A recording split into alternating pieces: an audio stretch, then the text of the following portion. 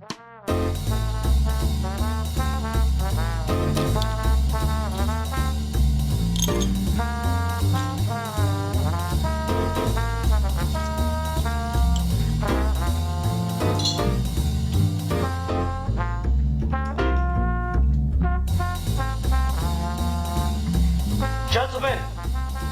the time has come once again to discuss things.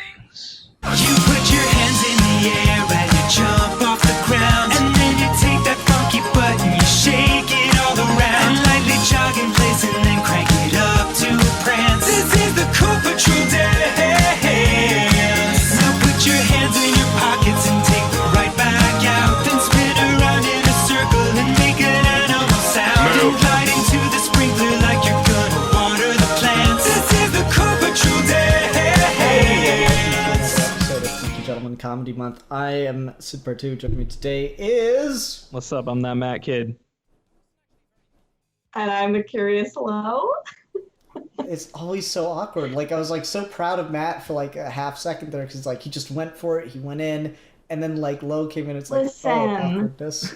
I'm a guest. You didn't warn me.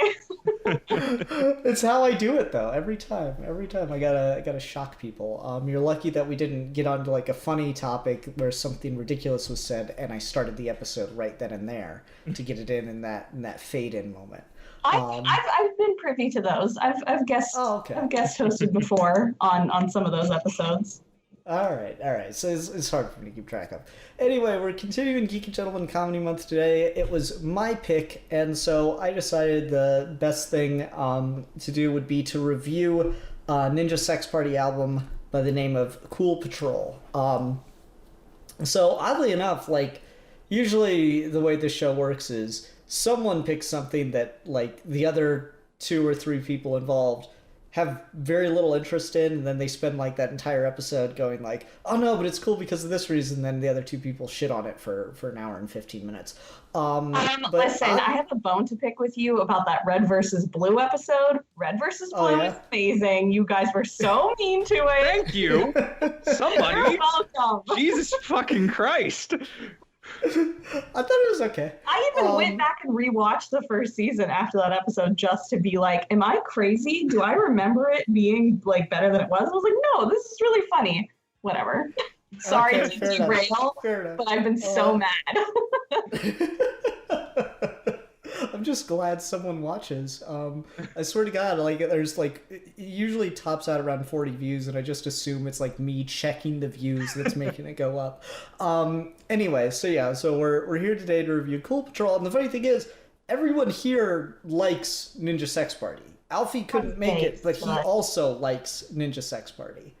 So it's just it's funny. That rarely happens where I hit on a thing that everyone kind of universally enjoys. So there'll probably be no controversial opinion here, and we'll all just agree that it's great. So the reason I picked it is I got into Ninja Sex Party about a year or so ago. I was a little late to the party on that, I'm well aware, but I got into Game Grumps late too, so sue me. And I just figured it'd be a good thing to talk about during Comedy Month. I admitted that I got into Ninja Sex Party via Game Grumps. Is that how it happened with both of you too, or was there a different path for anyone? Do you know yours, Matt? I'm trying to formulate. I'm trying to remember. It's been a minute. Yeah, it was definitely through Game Grumps, but I was already a fan of Ego Raptor and JonTron. Well, I still don't mind Ego Raptor, JonTron not so much, but I was a fan of those 2 creators leading up to I remember the video where they were like, hey, we're doing this thing called Game Grumps. So I followed Game Grumps. I was part of the oh no, JonTron's left, because I didn't know what JonTron was going to become. So when he left, I was like, oh no, I'm sad. Who's this doofus who's replacing him? And then Danny quickly became my absolute favorite part of the Grumps. Steam Train with Danny and Ross, especially when they're going through Sierra games, became my favorite thing to watch from that channel. So I mean, I definitely found it through Game Grumps. I think a lot of people did. I remember seeing everyone in the collective Game Grumps audience kind of unsure about Dan when he joined, and then slowly discovering his music and seeing how cool of a person he was. So I mean, I remember just seeing all that play out and kind of being a part of it, and it's been really cool to see this band grow the way that they have, certainly, to go from their sort of, Tim and Eric style skits and really low budget, kind of shitty but hilarious music videos on YouTube to, I mean, they're going on big massive tours. They've got Tupperware Remix Party backing them. I mean, they're a full legitimate band that, whose albums do numbers. I mean, it's crazy. Mm-hmm. How about you, Lo? I feel like, okay, I know I didn't get into either of these things on my own. It was my husband who was into Game Grumps and I think was aware of Ninja Sex Party and then kind of recommended some of their playthroughs to me, like some of their Let's Plays. And then I think it kind of happened at the same time, truthfully. I think it was sort of like, you watch one video and Danny mentions that he's in this band, and so I checked out. I want to say Attitude City, the music video for Attitude City was the first Ninja Sex Party thing, so it was right around then, which I think was 2015, give or take. Yeah, maybe a little earlier than that, because I think if the album came out in 2015, they probably released that single a year earlier. But yeah, it's been a minute, but I'm certainly not an original fan like Matt over here. I wouldn't even say that because they'd already been around before he joined up with Game Grumps. It's just they were joining up with Game Grumps is what really let them get in on this existing audience. I mean, that's really what blew them up, I think. And I mean, obviously. So it was just cool to see everyone kind of go from, like I said, being really unsure about Dan to suddenly loving literally everything he does. Mm-hmm. Mm-hmm. So the reason I picked Cool Patrol is it's one of the songs on this album that was my first Ninja Sex Party song that I ever listened to, and that was Orgy for One, because the title just caught my eye so much. I was like, wow, what a title that is. And I just remember watching it, and at first I watched it, I'm like, yeah, okay, yeah, it's kind of, it's got some moments, it got me giggling, and then I don't know, I watched it a couple more times, I watched a couple other things, and then for a while there I just got on a huge kick, and I'm singing the ultimate sandwich at work and shit. But I don't know, I wanted to do a review of just one album, and because Cool Patrol is the newest completed album that they've released, as far as original content, not counting cover songs, I figured that'd be good. And one of the other things I really wanted to talk about was the other thing that really got me interested in them, which was not only, as Matt pointed out, their rising production value as they get more and more popular, but also just the quality of their music videos. I think all their music videos are really good, and the nice thing about Cool Patrol is just about every song on the album has a music video. There's only one extended song that doesn't yet, and given that they're, they just released a new single with a music video and stuff, so I'm doubtful that they're gonna keep going back to this. And so I think Smooth Talkin' probably won't get a music video if I had to guess. I haven't done any research on that, but I'm just gonna assume. Maybe the animation side of things will do something with it, but I really have a hard time imagining what you film for that. But yeah, so I don't know. I was interested to talk about it in that regard. As far as structure of how to do it, what do you guys want to do? You want to go track by track? You want to just talk about the whole thing? Want to talk about general thoughts and then dive into individual tracks, or any preferred structure to do this in? This is your show, man. Come on. Yeah. Yeah, you act like I have to make up rules. I say track by track, but maybe open with a general thought. I don't know. Yeah, sure. Why don't we do that, Matt? Since it was your decision, you led us down this path. What are your general thoughts on Cool Patrol? It's good.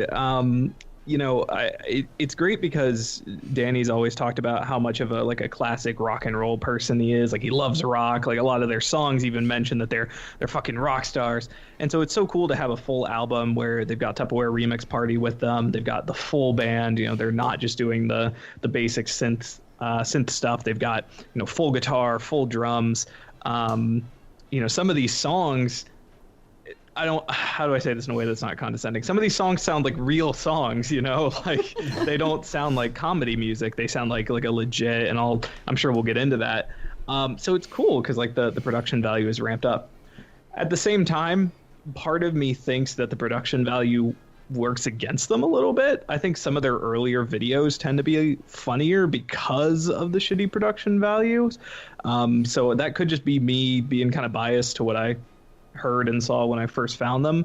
I think as they mature as songwriters and as they write catchier hooks, I think they just have to walk that fine line of making sure that it stays funny, it stays witty, because as their production values have gotten better, I think for me some of the jokes don't always hit as hard. I don't think they've always necessarily gotten funnier as their production values have gotten better. I think it's just been kind of a goes from song to song, from video to video for me.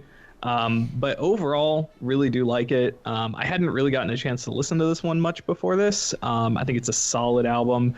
They've got some of their catchiest stuff on here. There's a lot of really great songs that, had me legit laughing out loud, which doesn't happen that often with comedy music. So good stuff. Cool. Lo, what are your general thoughts on Cool Patrol?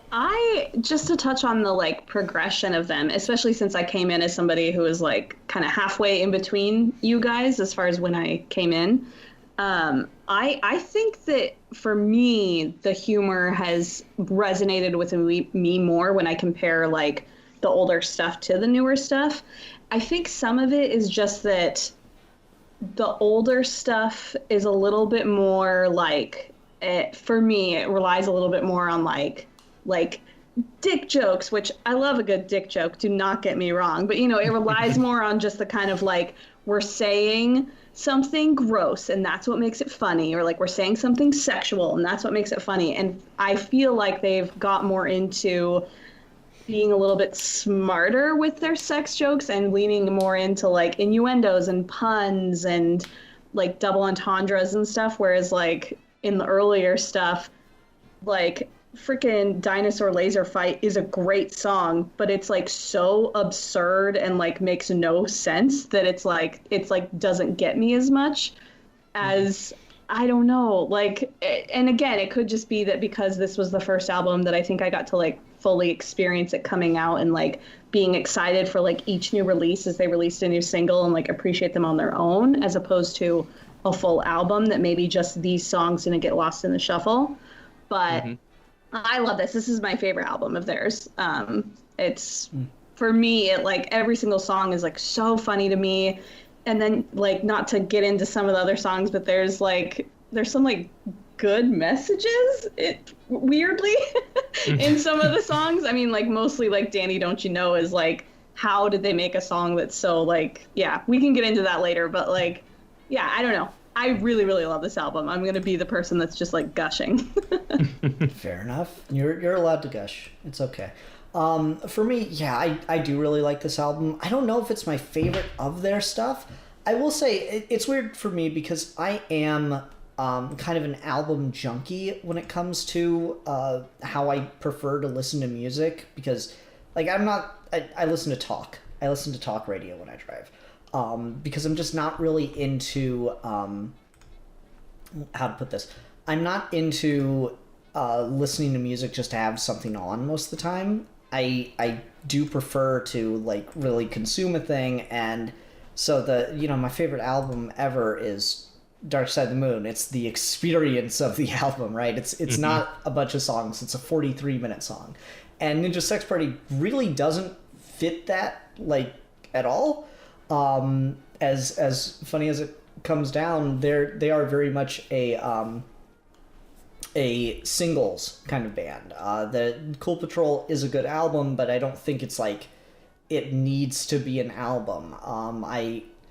I don't know if they've done this yet, but I'm waiting for the day when they release like a best of, because I think that's something that's going to be really in their style.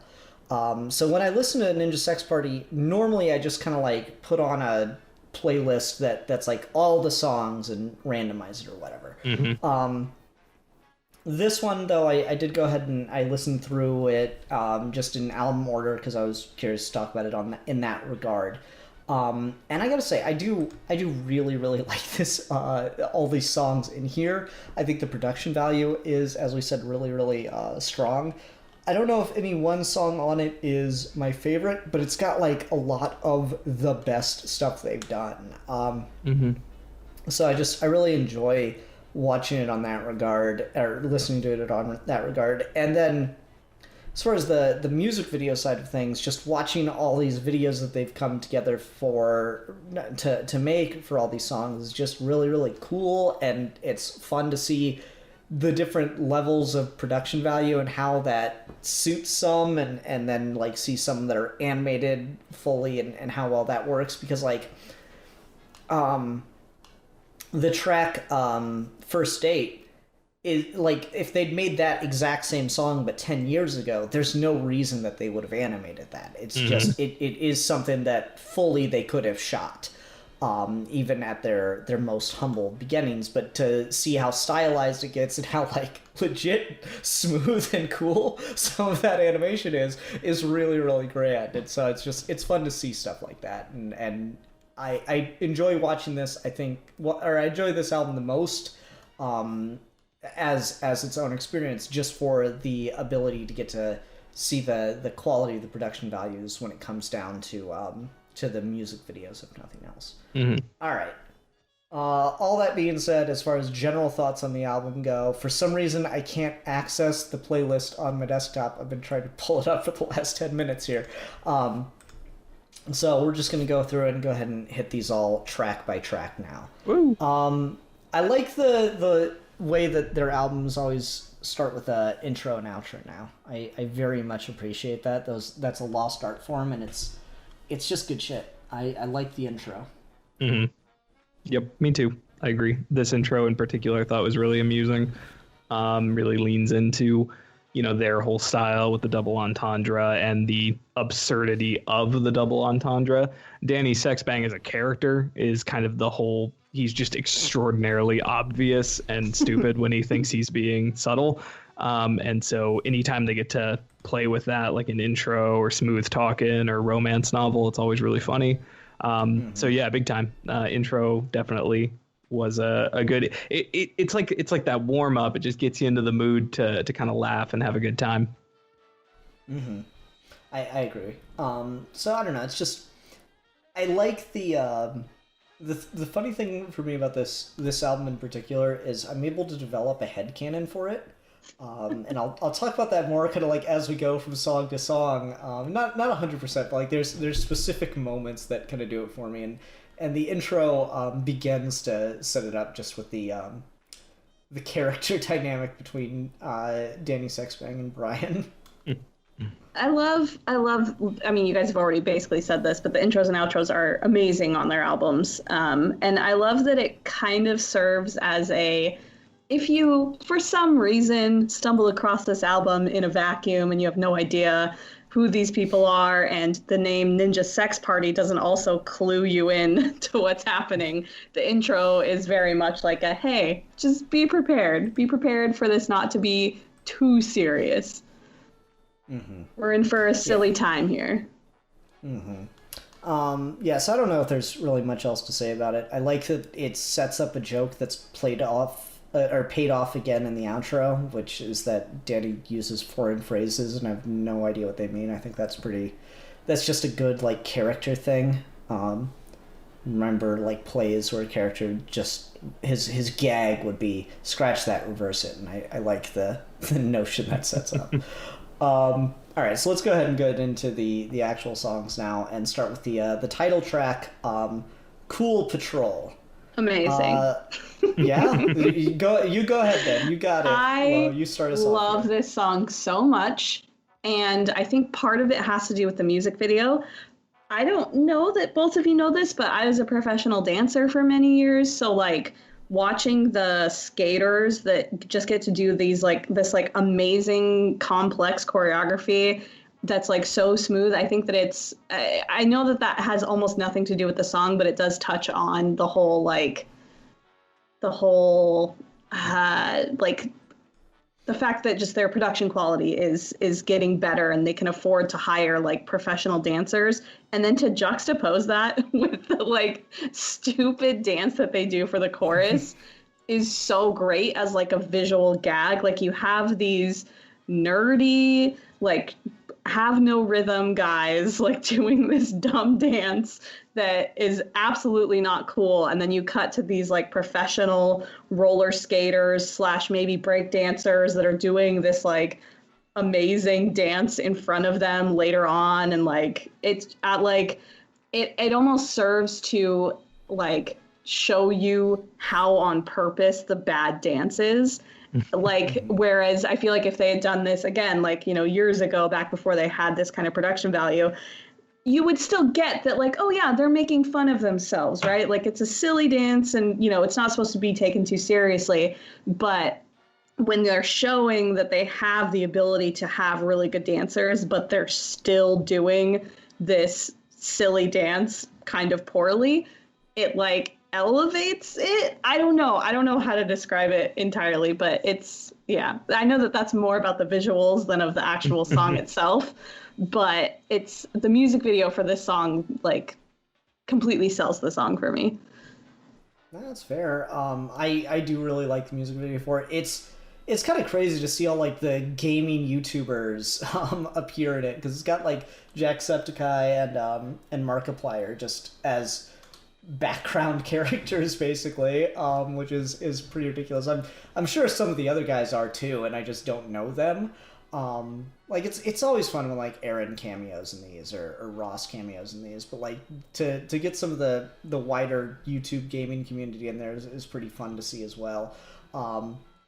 Even if it is slightly at the cost of the thing, because Jacksepticeye is the most 20-year-old looking high school student I think I've ever seen. But otherwise, like you're right. The video is great. The video is also a bit of a detriment to it, because every time I'm watching it right now, actually without without sound on, which is a bizarre experience, by the way. But every time I see it, I just think to myself, Danny, fucking learn to roller skate if you're gonna shoot a video about dancing in a roller rink. God damn it. And it's just awkward. He's in his shoes. There's one shot of him in roller skates. I assume he just felt terror. Which, I mean, admittedly, I can't roller skate either, so fair enough. As far as the lyrics of the song go, and just the song itself, it does legit crack me up. Just the tonal change of it from like this big tough guy, we're gonna knock out the bullies, to you put your hands in the air. Like it's just, that is so good. It's such a just dynamite way to transition things, and I really do appreciate it. I mentioned that I have a headcanon for these things, and this is kind of where my headcanon for this album starts, which is the reason they're allowed to do this is because they have Brian there. And the thing that cracks me up is Brian enables everything, but he never takes part in the dance in any meaningful way. But no bully is going to fuck with them, because Ninja Brian will just show up and kill him. So I like the notion that the story behind the song is Danny thinks that this dance is really intimidating for people, and meanwhile Brian's just always like behind him sharpening a knife. Like possibly as he does the dance. I don't know. Cracks me up. I love the character dynamic of that. No, it's all good stuff. This song for me, this is Attitude City 2.0, right? This is the same sort of joke. You've got these tough guys, then they start going into what makes them tough, and it's like nothing. It's just nonsense. But this joke hits so much better. This song hits so much better. The punchline really sells the song in a way that Attitude City as a song always felt a little bit flat to me. This really nails that. It brings it home, especially with the ending, where you just have this massive build and build and build and build. And then especially in the video when they send him off and then he gets decked and they're just like, oh, he might be dead. That really is what really sells the song. And that's what I think makes it land better than Attitude City, which I think this song is very similar to, kind of with the overall joke of the song. But the production values, everything about it makes it land so much better for me. It's hard not to say anything that you guys haven't already said. I think this is a great opener, and really kind of gets you pumped for all the rest of the songs coming. Yeah, fair. All right, we'll go ahead and go on to Orgy for One. And I'll start this one since it was like the first song I really remember listening to. And it's just got the title that just catches your eye. It's like, wait, what does that mean? How does that work? And then he just plays into it so hard. And then, I don't know, just, so you got like the just general silliness of the song, which is, I think, a great thing that Ninja Sex Party can tend to tap into, because I like literally just, that's my go-to now. If anyone, like, I feel like being snarky, it's like, Ian, you got any plans for Saturday night? Well, Orgy for One, you know. It's such a good bit, and then just it's already genius just on the title alone, as for such a snarky, funny idea. But then just the way that he justifies all of it, and how more and more outrageous all of the examples get. For like what the girls are doing, they just crack me up. And then like it's something I really like, because the video only serves to enhance the song as opposed to make it, because I think there are some Ninja Sex Party videos that or Ninja Sex Party songs that only really work because of the video, and like I think Dinosaur Laser Fight is one of those where it's not as funny if you're not watching the video, but this is like just as funny when you're listening to it as when you're seeing it. But the visuals just serve to enhance that, because then you have the chance to like insert visual gags that they can't just in the lyrics. Like I really like the Brooke is in space and they just cut to generic space station footage with like an astronaut and just like arrow pointing to Brooke. I think that's really, really good stuff. So I like how the video serves to enhance the song as opposed to becoming dependent on, we'll be able to shoot a music video of this. So I really do like it for that reason. Who wants to go second on Orgy for One? I can. I was struck by this song in particular when it came to their production values. For me, this might be my favorite one on the album. I think it's one of the catchiest songs they've ever written. Production is slick. It is tight. I mean, it sounds like when you listen to the opening riff and that synth lead, like you could be listening to like a Motion City soundtrack song. Like, I mean, it's so good. And that's part of what really kind of sold me on them having these higher production values, is that you would have this song that sounds like it could come from any number of, like I said, quote, real bands, while still maintaining this, absurd hilarity. This one works for me a lot of the same reason songs like Road Trip work for me. Just absolutely killing. This is some of Danny's like best, clever, just funny, just keeps going writing, where the situation just escalates and gets hilarious, more and more hilarious. I adore this song, and I agree with you fully. I think the video helps but doesn't make the song in any way. I think it's just a fun visual to watch while you're listening to it. But I love this song. I don't have a ton to say on it, other than I think it's one of the catchiest ones on the album. I think it's one of the catchiest they've ever written, just in terms of the way it kind of gets in you as an earworm. And I love this one. Cool. How about you, Lo? What are your thoughts on Orgy? Crazy that you guys are both saying that it's like your favorite song on the album, when it's, I think, probably one of my least favorite songs. That's not to say that I think it's bad or anything, but it like so doesn't stick with me.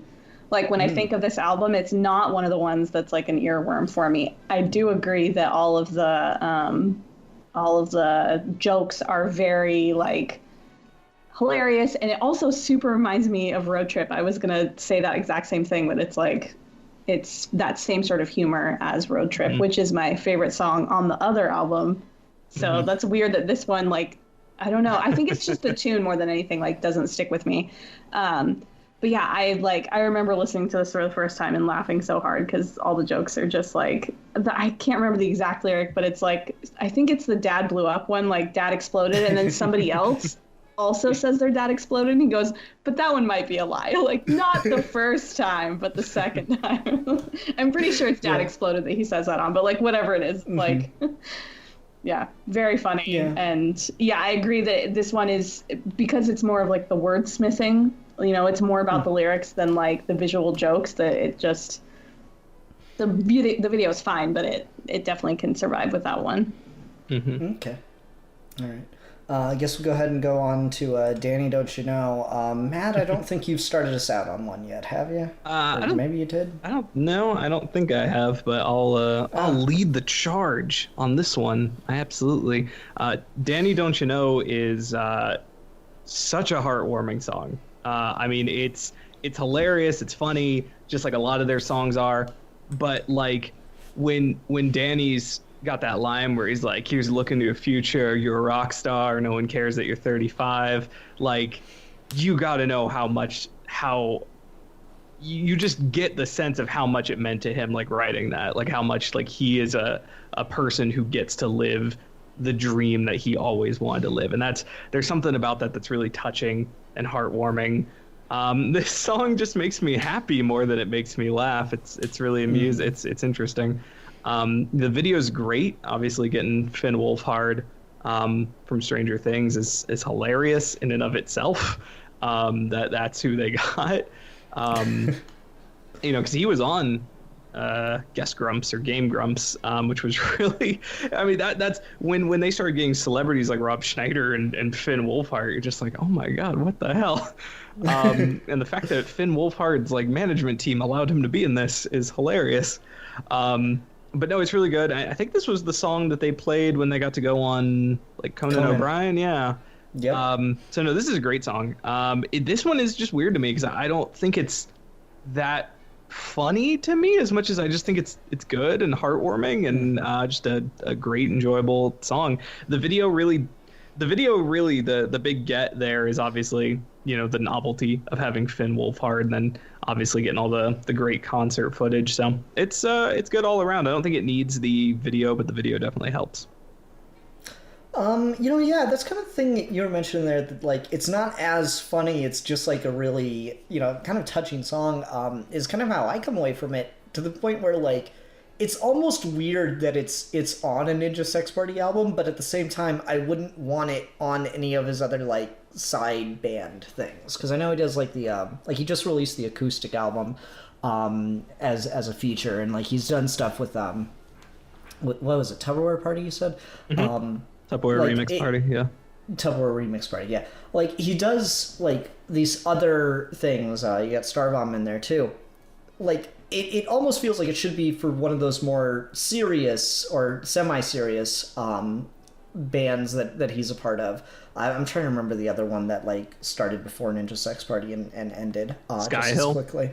Yeah, that's it. Yep. Like, it feels like the tone, the message of the song feels like it probably should be for one of those things, but at the same time, it would be like a crime to put it anywhere else, because Ninja Sex Party is the thing where like all those other things are cool, but Ninja Sex Party is still the draw as far as Danny and music, I feel.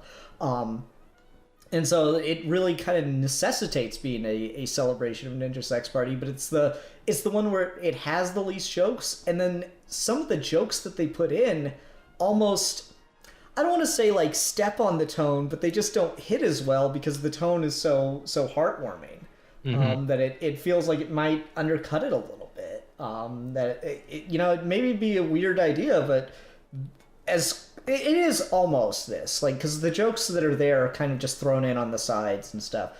But it maybe would have been an idea to just leave this as like the last track on the album and not have it be any jokes, just have it be a celebration. But it does work. Like, I do it's weird because I don't have these thoughts, or I've never had these thoughts while listening to it, but as I try to review it, it does occur to me that like some of the jokes just don't land as well as lines in the other ones.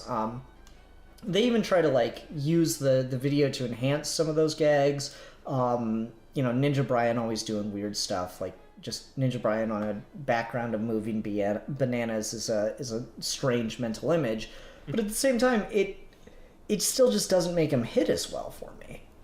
I don't know. What do you think, Lo? This is my favorite song on the album. It's I think it's my favorite song of theirs, like overall. I cried the first time I listened to this. I cry probably about 50% of the time when I listen to this song. Like, not like sobbing, but like it brings tears to my eyes because it's just so like heartwarming and like, you know, this is not exactly a unique experience. I'm sure you guys have feelings this way as well. We were all kids once who felt awkward and weird and like we didn't fit in and like our dreams were too big for us and blah, blah, blah. And just to see this kind of like this person who definitely felt those things feeling like, hey, life is better now. And like, even if not all of us are going to be like fucking rock stars, it's still such like a universal message. And I love it coming from this, like, I almost love the sort of juxtaposition of like most of their songs are very out there and very much they're playing a character, and that I kind of like that Danny lets that character subside. Did you guys hear that motorcycle just go by? It's okay. It's okay. I love that he lets that character sort of drop by the wayside for this song, because I think for me in the context of all of these other songs are so spastic and crazy and the character is so much more heightened than Danny himself really is, to have this sort of song that kind of comes down in, I guess it's not really the middle of the album, but you know, in the midst of all of these different crazy, wacky, sexual songs, almost makes it hit harder for me. Whereas if it was a song on an album that was a little more serious, it would sort of blend in, I guess. I love this song so much. It's like I don't like sit down and listen to Ninja Sex Party like all the time. I have like days where I'm like, I'm gonna listen to all their songs, and then like I watch all their music videos over the course of like 3 hours. But like Danny Don't You Know is on like a bunch of my playlists. It's definitely the song that I reach for the most from their discography to be like, you know what, I just feel like listening to like a heartwarming, nice song that kind of rocks. And yeah, I really love this song. I mean, I completely agree with you. I don't mean to come off as like sounding like hard on it. I think it is a really great song. It does really hit me on that emotional level. There are times where I get kind of teary-eyed listening to it, because it is a very inspirational. It's very like, as we've all said, heartwarming song, and it's just really, really cool how it all comes together. I just think it's like, if it has a failing, I do think it's that the jokes in it don't really need to be there, and that it probably, like, I feel like maybe there was a crisis of consciousness of like, oh, do we need to add jokes, or can we write just a serious like rock ballad on here?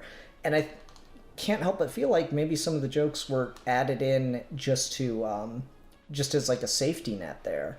But like, I think it works just really, really well without, or not without those, but I think it works really well because of just how raw and emotional the core of the song is. And like, I'm really glad that this is what they decided to play on Conan.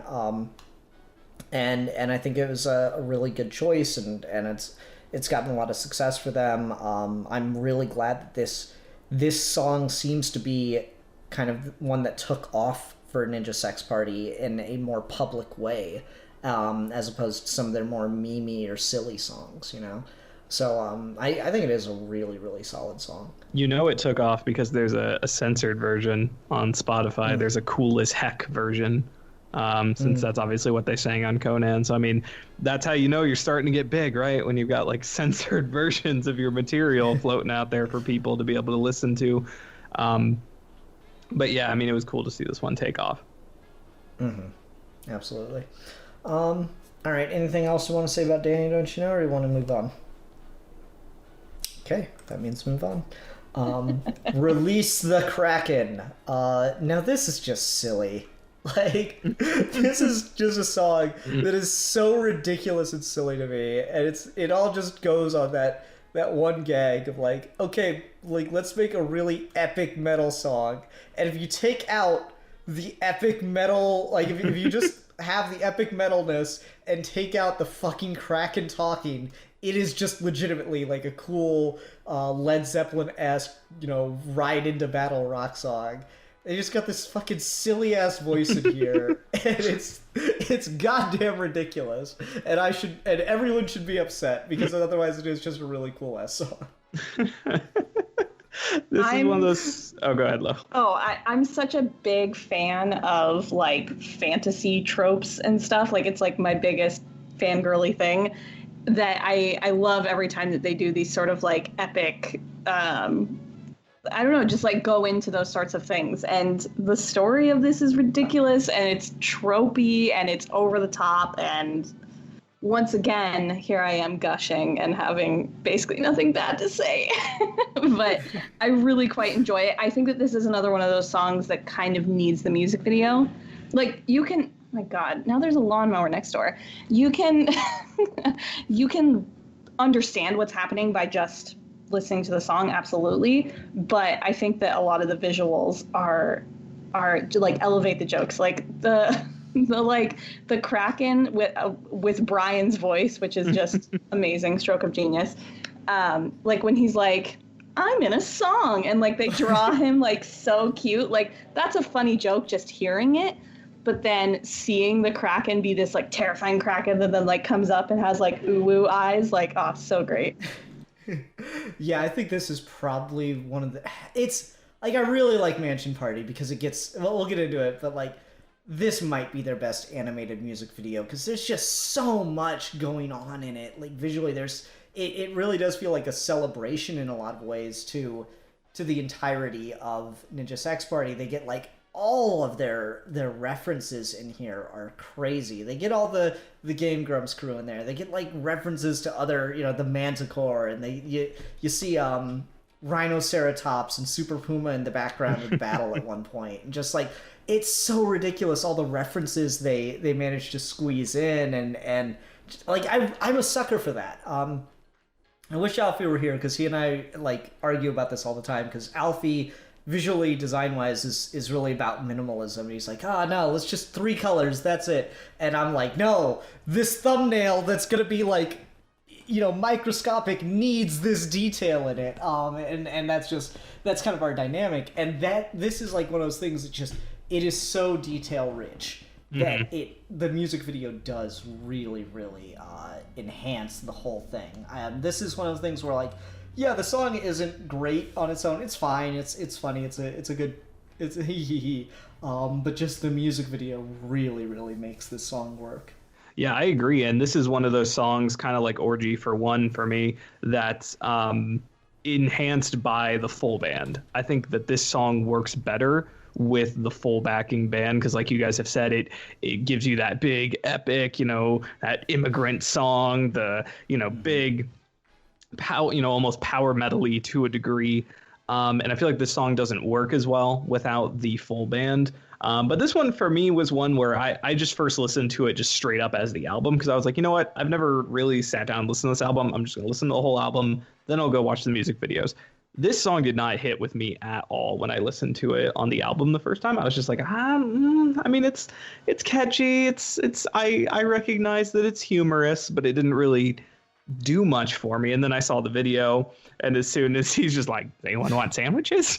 And he's got like the little sandwich bar. Like, I don't know, the visual of it sells the gag for sure, especially because they'll sometimes draw the Kraken like really angry, and he's just got like the yellow eyes, and he's like ready to fuck shit up, and then he's just like, hi. My favorite is when he pops up and it says in yellow letters like a sitcom opening, introducing the Kraken as the Kraken. Like that's like purely a visual gag and so great. And they do such a good job doing it. Again, I want to know like how much of this they plan out in advance for what they're gonna do. Are they gonna be like, all right, we're gonna make this really epic song, and maybe someone one day, or maybe we'll have the funds to get it animated, or do they go like, all right, we're gonna make a song, and it's all gonna just be for the music video to get an animated music video that's gonna make it just hilarious? Because I don't know, like, I don't know if they'd spend the time doing this one if not for the fact that they knew they could make a music video like this. And it's so polished. There's so much time that clearly went into this. that it's hard to believe that they didn't plan the music video in advance. Mm-hmm. And Well, I don't know their process in that regard. So that's something interesting to think about. It's really cool because this is the first song on the album, like if you're just listening to the album track by track, that has an animated music video. And that's really something that I think in and of itself is worth hitting on. What this band and sort of Game Grumps, I guess, has done for the online animation community. Because Game Grumps came out around a time when the YouTube algorithm gods decided to fuck all the animators. Because, YouTube started favoring just like easily digestible long form videos that could be put out at a quick pace. And so animators who would spend months on a 3-minute video were suddenly kind of screwed. And so then when you started getting into like Game Grumps animated, and then when you started to see Ninja Sex Party doing more and more animations for their music videos, I think it's really cool what they've done to contribute to that community of online independent animators and things like that. And so I think it's cool that with all these videos, they tend to reach out to different animators, get different animation styles, different people lending their kind of their own talent and their own sort of interpretation of the visuals. And so I love that they always, at least for the most part, tend to use different animation studios and creators and things like that. And so it's really cool that they've, kept these high quality animations going and kept that, help be a part of keeping that community alive online. No, I absolutely agree. I think it does work really well, just to help breathe life into the community, and I do really enjoy seeing the different styles of animations that they get all together. It really makes me want just a Ninja Sex Party animated series. Like, I doubt that they could do it, that they have enough clout or anything, but like that seems like if this were 2005, there would be a Ninja Sex Party animated series on Comedy Central, and I would watch the shit out of it.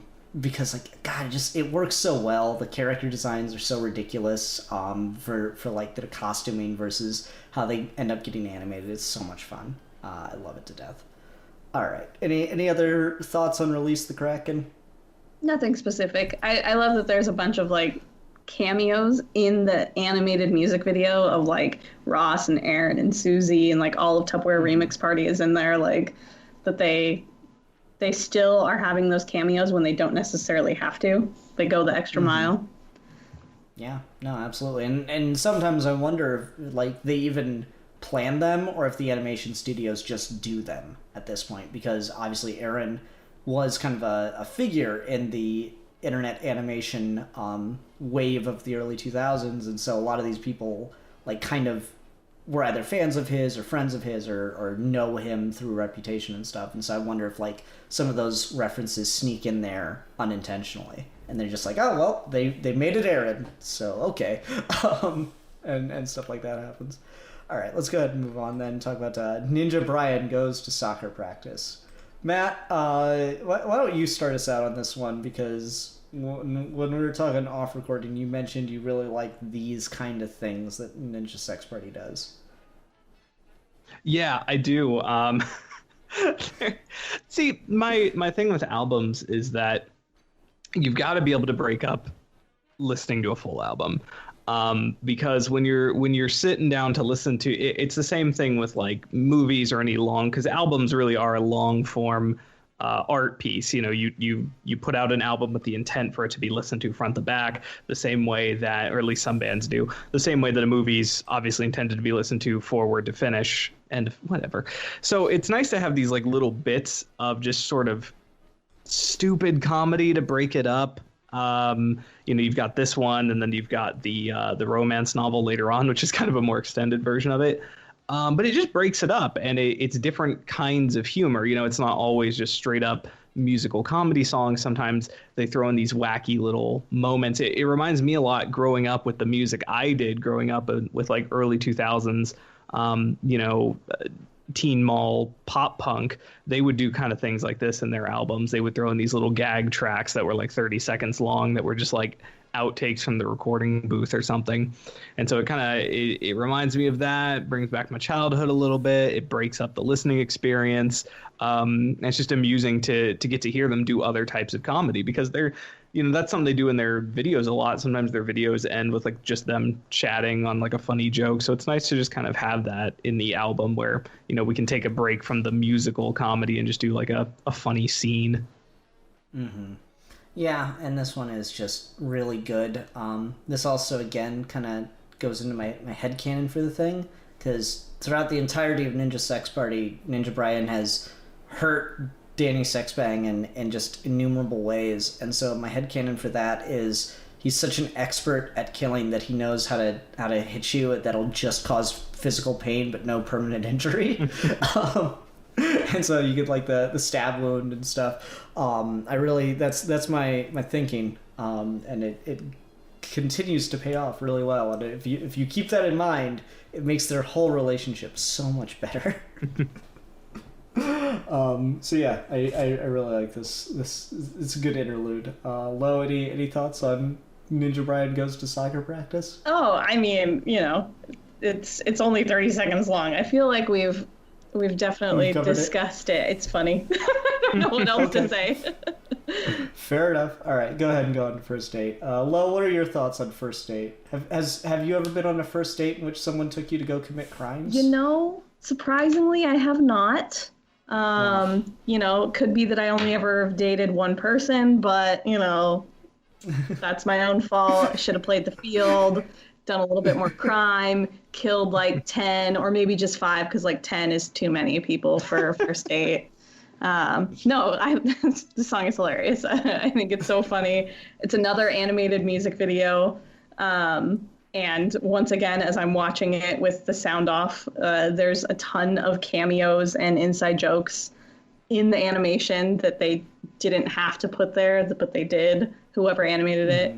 And it's got like a really, kind of this like neon, maybe unintentional bylighting that I really love. Oh, yes. It's got this really strong, like kind of, it's a pretty hot pink. It's almost red and like blue and a little bit of purple like throughout the whole music video that I think is so visually appealing and very impressive for an animated music video. And the song itself is just, it's like classic NSP. It's the like absurdist, so over the top, like creating these situations that would never in 100 years like actually be occurring. But it's just so great for the characters of Danny Sexpain and Ninja Brian to be caught up in this crazy, and that they've also found a girl who's like, fuck yeah, let's steal some art. Hell yeah. Oh yeah, I love the escalation, and Lo's absolutely right. The let's kill 10 guys tonight, and he's just like, you know what? That's a little bit. Let's back off on the murder. That's a little bit. Let's kill 5 guys tonight. Like that. That's the funniest fucking joke in the whole song. I love it. I don't really have anything to say that Lo didn't already say. I just think it's really funny, and I love this one. This one's one of my favorites on the album. I really, really like this song. It is incredibly catchy. And it's got just really good comedic timing and stuff. I love the video for it because the visual style of it, the lighting effects and everything that they have on it, the coloring is just really, really gorgeous. The animation is all very, very smooth, which is impressive as hell. And I love the way that they use the video to insert more jokes and stuff like that. And I don't know, the absurdity of it all. I really like. I've been meaning to do it all week, and I'm just got to sit down and do it. The moment where Ninja Brian just kills Aaron is such like smooth visual moment where he's just sitting there beating the shit out of him. And you just get this really good like first person perspective of Ninja Brian punching you in the face, and the lights change colors. And I think that is just such a good thing to make a GIF out of it. I'm going to keep that and use it on all my enemies. But I really like that. The headcanon moment that I've got for this, the story that the music video is telling that the song isn't necessarily, is the Daddy screws up when he decides not to kill 10 guys. That's where he loses the girl. Because she's super into all the crime and stuff. And, like, I like to imagine that before this, Danny was like, all right, Brian, you always end up getting the girl at the end of these things, like with the Dragon Slayer and whatnot. So like, what do I gotta do? What is your dating advice for getting this girl to fall in love with me all in one night? And it's like, all right, you just gotta like commit a lot of crimes. And Danny's like, all right, I'm gonna go for it. And then he just backs off halfway through the escalation of it and doesn't decide to kill 10 people. And that's when she realizes, oh, no, it's really Ninja Brian that I've been in love with the whole time. See, there's the story that the music video tells. Especially because, like, if you watch it, she's often, like, looking over to Ninja Brian more than she's looking at Dan, which is really funny to me. So I would enjoy it in that regard probably the most. Yeah, I think that's all I've got for this one. All right. Go ahead and go on to Smooth Talking. Oh my god, this is just stupid. This is the dumbest fucking song in the world. Like, it's the gag wears off about halfway through, and then he introduces a new gag, and then that stops, and then he just goes back to the old gag, and then it all ends with like the gag you knew was coming, that none of the smooth talking works. And so it's the dumbest thing in the world, and I love every second of it. Yeah, I don't have much more to say than that.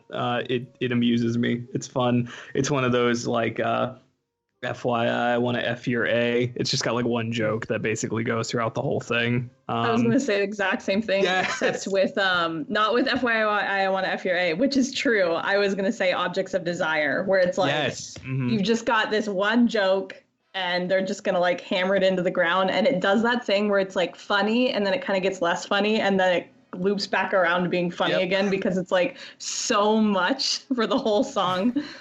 Mm-hmm. Mm-hmm. Well, there's that thing in comedy where if like you focus on something for long enough, it becomes funny. Yeah. And that's exactly what it is with this. Like it's stupid, and then it refuses to stop, and it just kind of works its way back to being funny. Yeah. I don't know if I'd agree that it's like FYI or Objects of Desire, because I think those have like really interesting and intricate and actually very impressive lyrics, whereas this is just gibberish that sounds sexual, and so that's why I wouldn't put it on the same level of those. I don't know what else what else he's done that quite feels this fucking dumb, but I do love it. Mm-hmm. All right. Then to the sweetest song on the album, Heart Boner. Who's got stuff to say about Heart Boner? And I believe the subtitle on this is The Boner Trilogy Part 2. Well, because we had No Reason Boner, like, in a previous album. And apparently, they've said that they're going to come out with the third one. Now, that could be the joke that they never do by calling it a trilogy and just never finishing it. But yeah, this is like, surprisingly sweet. I feel like it does kind of the same thing that Danny Don't You Know does, but in more of a comedy way than Danny Don't You Know, where it's sort of like, hey, we have this crazy character who's like obsessed with sex, and like it's almost like it's like the antithesis of Road Trip, where on Road Trip he's like, fuck that, I don't need to be in, like, this relationship is getting too serious for me, I'm out. But with this song, he's like, no, I love it. I've got a heart boner for you. And like, because he's like so wildly inadequate at flirting, like he feels like he's being so romantic with like, it's more than just sexual. It's a heart boner. It's like, it's so great. And I feel like it toes the line better than Danny Don't You Know, which I don't think Danny Don't You Know is trying to toe the line, but like this toes the line between like a cute, I don't want to say serious, but like a not comedy song, but then like also still keeping the comedy there. Mm-hmm. Yeah. Plus, it has tons of Disney visuals in the music video, and your girl's a big Disney fan. The animation on this is really impressive, and it's cool because this one is like part live action, part animated, which they don't do a lot, so that's really neat. I think it's also just really catchy. Like this one, like Orgy for One, this one just kind of works for me as a piece of music. Like I find myself just humming that like all that, like it's catchy. I really like this one a lot. It manages to be kind of sweet and saccharine while being just absolutely vulgar. And I love that. Like a heart boner it's like a lady boner, like it's just you know exactly what he means. Like, I want to fuck you, but in like the most loving, sexual and kind way that I can. Like, it's great. It's how this character would express like actual true feelings of love, while still staying in character. So Yeah, I really like that. I love that the top rated comment on this video is, "Will you guys play this at my wedding?" Which I can only imagine going to that wedding. Like, that's got to be your first dance, right? Oh yeah. Like, just come on. This song is kind of that perfect level of, it is ridiculous, but it does actually have an emotional core to it, which I think is a really good level for them to hit, where it's got some silliness to it and everything, but there is like actually some relatively sweetness behind it. And I love Ninja Brian in the video. That's really just fun as hell to see, because normally the gag for a lot of these is Danny does all this romancing via song to get the girl, and then the gag ends up being that Brian steals the girl at the end. I like that this is the one time Brian doesn't do that, and so he's just like awkwardly trying to be as supportive as I imagine a ninja can be throughout the entire video, where he doesn't understand personal space and shit like that. So that's really enjoyable. I love the animation. I think if I have a criticism of this one, it is based on the video, and it's that I really don't think they nailed a good actress for this one in the live action portion of stuff.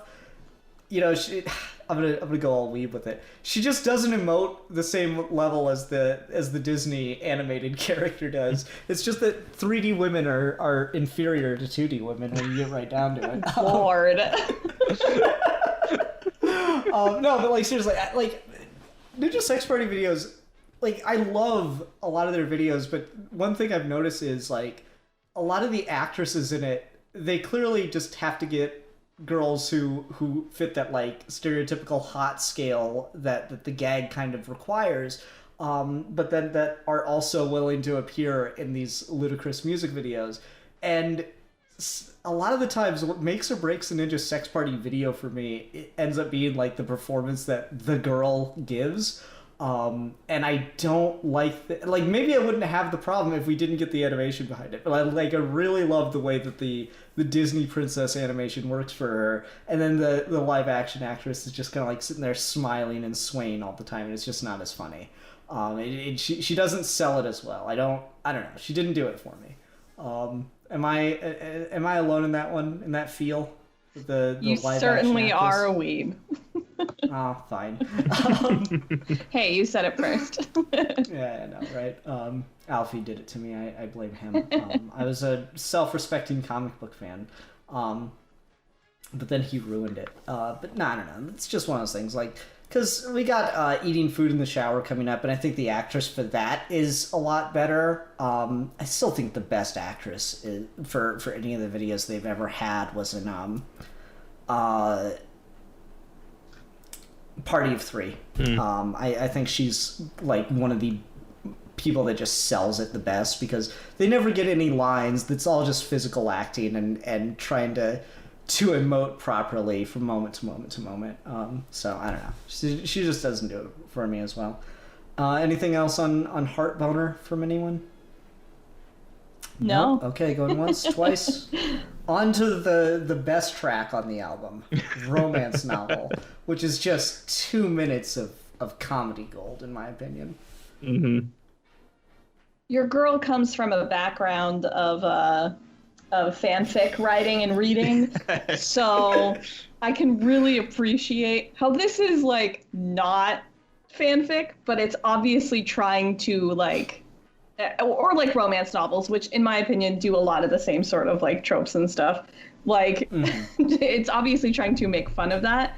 And I feel like coming from them, sometimes when they do these sorts of like, oh, we're going to make fun of people writing like erotic fiction, and then like they make fun of it, and I'm like, that's not okay.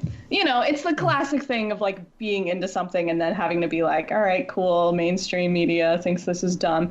this isn't mainstream media, and they don't think it's dumb. I just think that they make fun of everything. At least I don't get the vibe that they're like, ugh, like they just are like, I don't know. I really love it because it's funny, and I don't feel like they're talking down to people that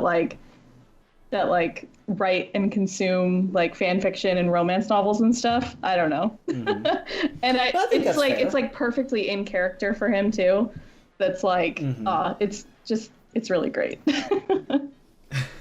I agree with I mean, everything she just said. That's it.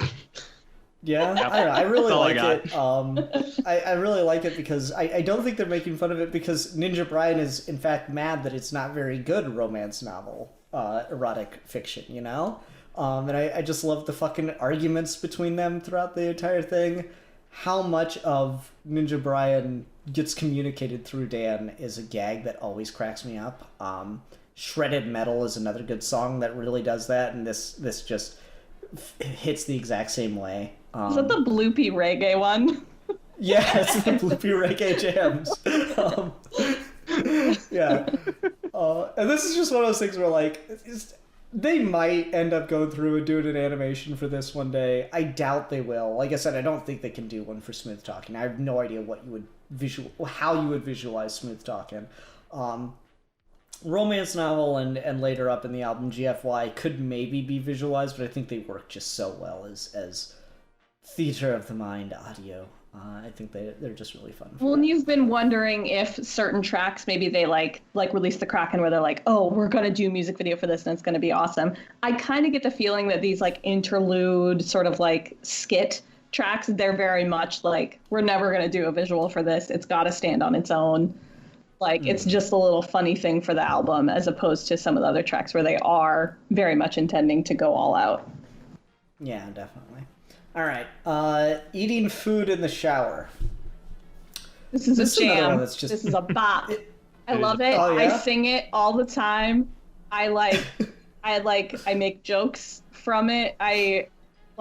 Gabe knows all the lyrics to this song, not because he's listened to it, but because I quote it all the time. And I also feel like this was maybe it's not the first, but it was one of the first music videos from this album that came out. And they'd like not released new music in a while because I think this was before the album came out. So like you were hearing the song for the first time when this music video premiered. And I just like, oh, it's such a stupid concept that just works. And like, there's shampoo in my tacos and like, I just, it's like, it's so dumb, but I love it so much. Yeah, pretty much that. I love just the absurd stupidity of Danny Sexbang as a character, you know, because like the obvious answer to the problem which he has put forward is, oh, fuck in the shower. But no, that's too small brain for Danny Sexbang. It needs, like, the cosmic brain move is eat our food in the shower. And like I like that the story for this is it apparently works just fine for breakfast, and then Danny Sexbag, being the cosmic brain motherfucker that he is, just takes it to a whole nother level and does like the whole dinner date around eating food in the shower. It's not going to be just a morning thing anymore. No, we're going to do this all the time. This is like super romantic. And I love how the story of the song plays out in that way, and you don't need the video for it. And then the video for it is just absurd. It is one of the most ridiculous things you could ever visualize. I don't know where they found a shower big enough for like 12 people, but they managed it. It's so stupid. I agree, and like this is the sleeper hit of the album for me. This is the one where I heard it the first time when the album first came out, and I wasn't really super into it. I don't know why. It just didn't really click with me. And then as I'm listening to it more and more, I'm just like, not only does it bop, but it's hilarious. It's really good. And I mean, if you want to talk about ninja sex party girls, like Bond girls or some shit, I think this one, yeah, exactly. I think the actress, the actress in this one, and probably like Dragon Slayer are like my two favorites. I don't know if that's just because they both have pretty hair. Yeah, I don't know. I have a type. I'm pretty sure you just have a type, sir. I have a type. whatever. My wife's hair wasn't dyed unnaturally red when I met her. I resent that. No, but yeah, she like when they first start eating the food in the shower, she like looks down at the tray and she just has this like death glare, and it's so good. Yeah, this one's a bop. I don't know why this one didn't click with me the first time. I like the bit where he's like the plate drops and he's like, oh no, that's okay, I'll get the, oh god, and then you just hear like way more of it. Like, oh, so good, so funny. Yeah, no, like I think she is one of the better actresses they've had, because she does so well with like visual acting. Physical acting is one of those things where it's like it is really underappreciated thing, but like especially when it comes to comedy, which can rely, like, I mean, physical humor is obviously a whole part of comedy, but she's not there to be the wacky slapstick girl or something. She is there to just visually react to all the absurdity of dating Danny Sexbang, and I love it. She just the girl for this really nails it. I think she's she does a great performance in the video, which is really fun. And some, again, I think some of the Ninja Sex Party girls, like Bond girls, I like that thought. Who's your favorite Ninja Sex Party girl? Yeah, I think they can really make or break a video for me. And this one, like, I don't, it's funny, you mentioned Dragon Slayer. I think Dragon Slayer is actually one that doesn't work as well for me, because Comic Book Girl 19 just isn't a great actress. And she only can do so much with it. But like I said earlier, Objects of Desire, I think the actress absolutely sells that one. Party of Three, I think the actress really helps sell the whole premise of the video. And this is another one. Eating food in the shower is just, it's so good. To say we didn't mention this yet, that this song, and I think it's the only song on the album that does this, but it's kind of a classic NSP thing where they just like end the song like in the middle of the song, usually with Brian killing people. But this time it's not Brian killing someone, it's like the mariachi band like, I don't even know, like crashing to the ground. But I enjoy that they still get those gags in, even if it kind of feels like they sort of grown past doing those sort of like, well, we ran out of funny lyrics, so Ninja Brian's gonna kill somebody, and it ends the song. And I don't get that sense from this song necessarily, but yeah, I like that it might be the only one on this album, but it is kind of a classic NSP thing, I feel like. No, it's totally fair. And it's a good one. The return of Ragdoll Danny in the video. Yeah. Right.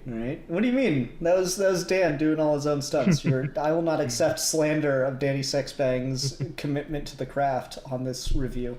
All right, let's go ahead and go on and talk about Courtship of the Mermaid. Dan just really likes this like fantasy song style thing, because he does it a lot. I love it. Can I? Do you mind if I open this one real quick? Do it. I started listening to this.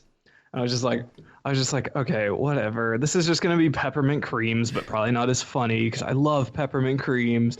So whatever. And I'm just listening, and then there's that pause, and he's like, "How do you want pizza?" And I lost it. This one.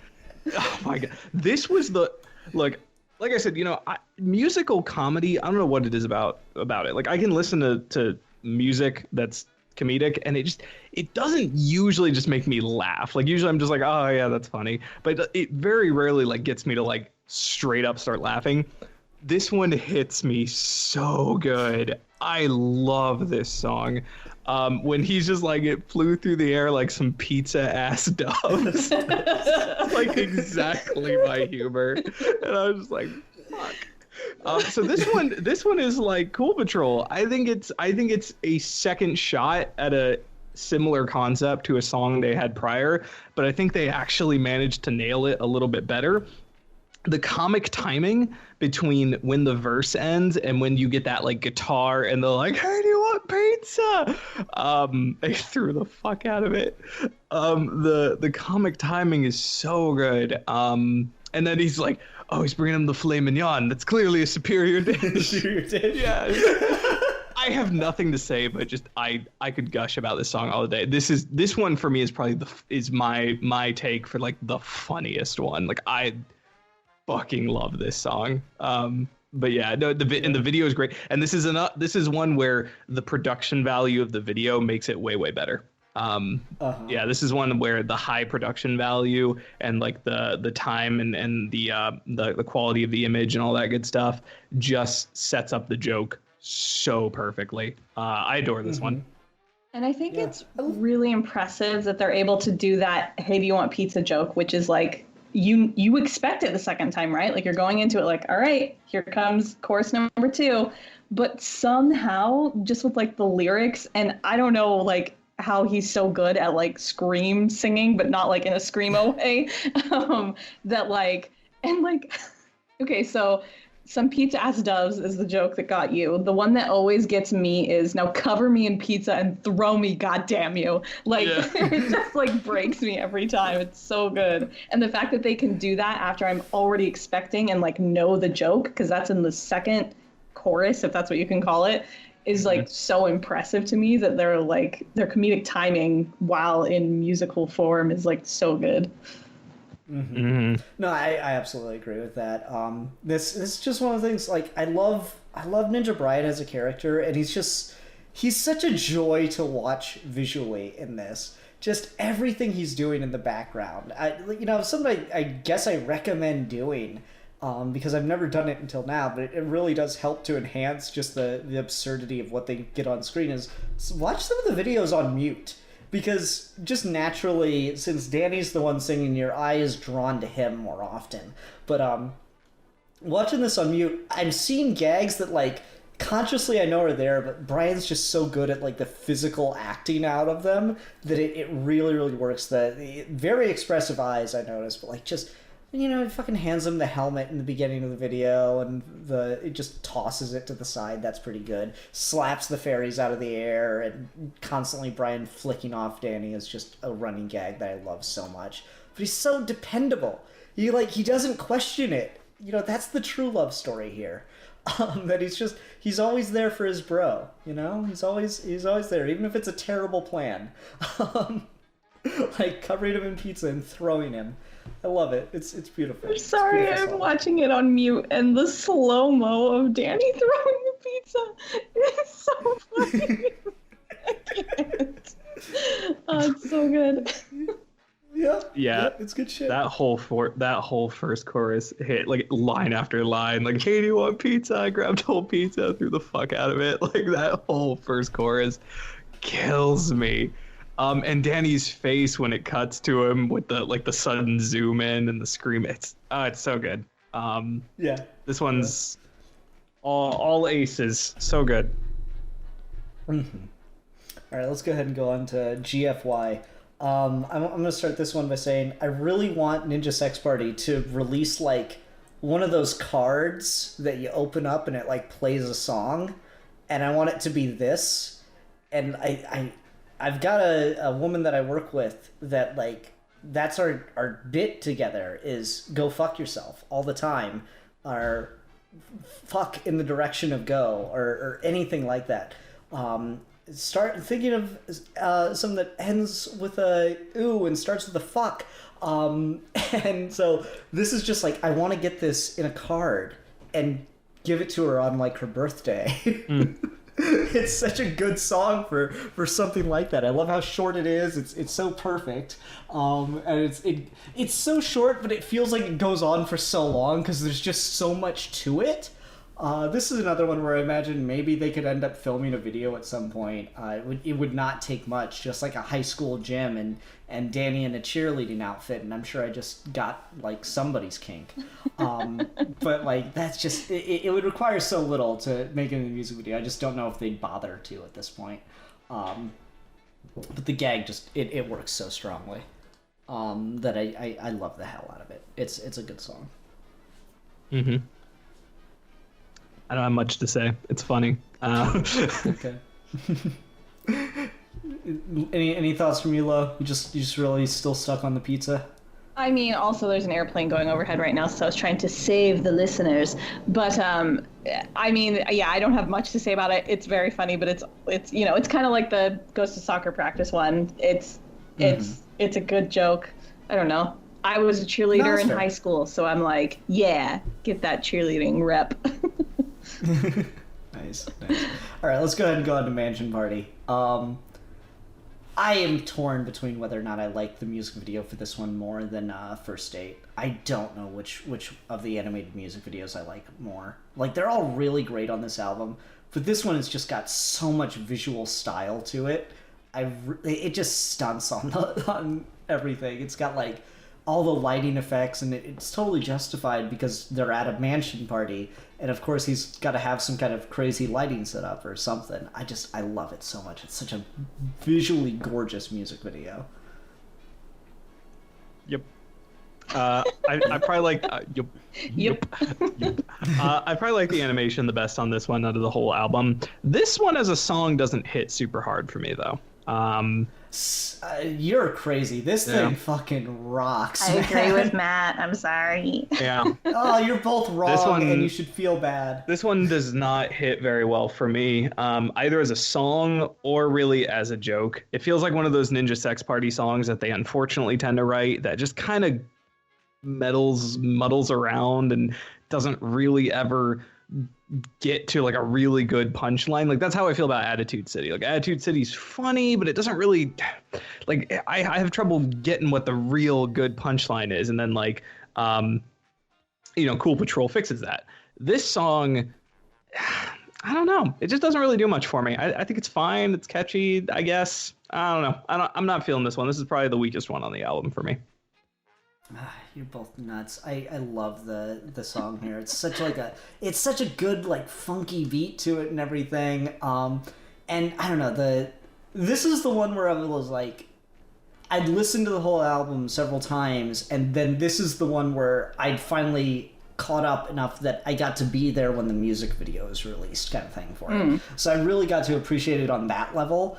Because this is, I think, I believe Courtship of the Mermaid was the last music video they did for this album. And then this was the one right before that. It's just, I don't know, it's just such I spent so long with it just thinking about all the craziness, and then to get to see it visualized and see it so pretty is probably why I like it so much. But I disagree. I think it is a very good song. It's one of those ones where it's got some pretty impressive lyrical complexity, which is something that I really do want to give them credit for, because it's, when you think of like comedy music, I tend to think of like Weird Al, and the lyrics to Weird Al songs end up getting pretty tired most of the time. Like, you'll still have the occasional like how dare you? I don't know, like, not every Weird Al song hits as well, lyrically speaking. I'm Fat is a bit tired and obvious. Whereas something like, what's the Star Wars one? I can't remember the title for it. There's two. Are you speaking of Yoda, or are you speaking of The Saga Begins? Weird Al was my first concert as like a 13-year-old or like a 10-year-old. Oh, that's so cool. I love him. Yeah, I like Weird Al's Saga Begins has like really good, competent, clever lyrics. But sometimes they get kind of lazy. I don't think Ninja Sex Party's lyrics ever get lazy, and I think Mansion Party is a really good example of that, because there's so many weird ideas. This one again feels like it had to have been planned to be animated well in advance, because like, take an upside down left at the MC Escher stairs. That is fucking genius. And it's so absurd, and like, they knew they'd never film something like that, but they could get it animated, and that's just a really cool idea. I don't know. I love this song, and you're both crazy people if you don't. I don't dislike it. It's just not my favorite. Yeah, I mean, I like person. the music video definitely makes it better. I definitely liked it better watching it with the music video than I did listening to it in a vacuum. Fair enough. Yep. Okay. Well, all right. Guess we're going on to outro, if there's nothing else to say about Mansion Party. I like the fact that this book ends it with the gag about Danny Sexbang not understanding like foreign languages or just incorrectly using them. The outro here otherwise doesn't really do much for me. I don't like it as much as I like the intro. It doesn't hit as hard for me. So now I'll be the negative Nancy. I mean, I don't have like strong opinions either way on the intro or outro. Like, I like that they're there, but they're also there for like, I think all of their albums, if I remember. Yeah. Like, not the covers albums, but So it's more of the same, right? It's like, oh yeah, this album is an album. Enjoy it. Sex jokes. Yeah. And then like they get to the end and they're like, duration of sex jokes. Mm-hmm. So Fair enough. yeah, it doesn't feel quite as like genius as some of their other stuff does. Still like it. Still's funny, but Yeah, the album is better for them, but just talking about them as like individual songs is kind of hard. But yeah, I mean, it's funny. It's good. It's a cool running thing that they do. I would love if I keep saying actual bands, and I don't mean that as a slight. I listen to like a lot of music, and I think it would be cool if like more non-comedy bands actually did that, like had intros where they all just were like, hey, thanks for checking us out, here's some songs. Like, I just think that would be kind of neat, or at least an outro where they would thank you for listening to their music. But yeah, no, it's fine, it's good, it's good. oh gosh, wow, deep cut. I mean, maybe not deep cut, old cut.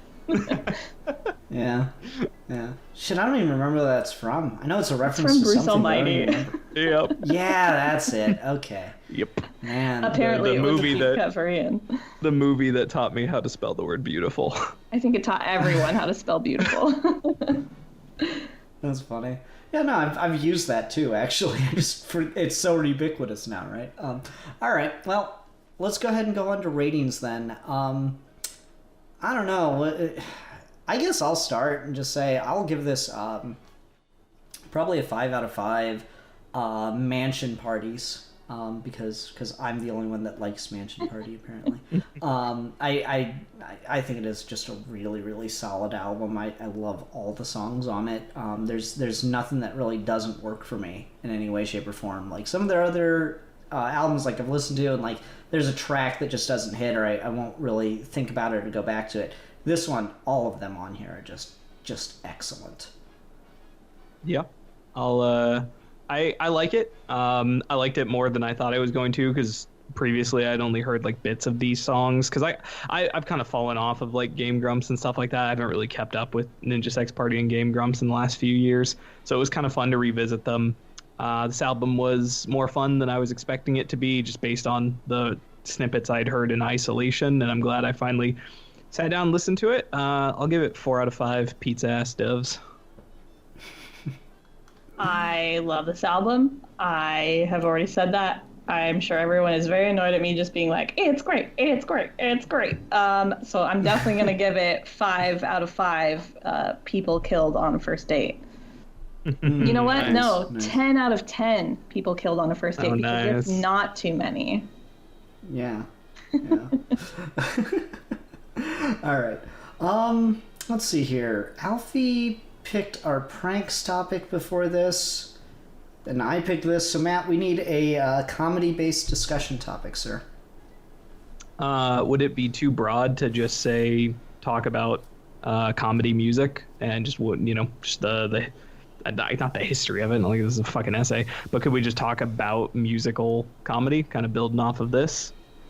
Yeah, sure. That's fine. Talk about like musicals, or talk about Weird Al and Bo Burnham and shit like that. That'd be fun. Yeah, totally. That works. All right, everyone. Thank you very much for watching. Until next time, I'm the philosopher. I'm the Sonic erotica lover.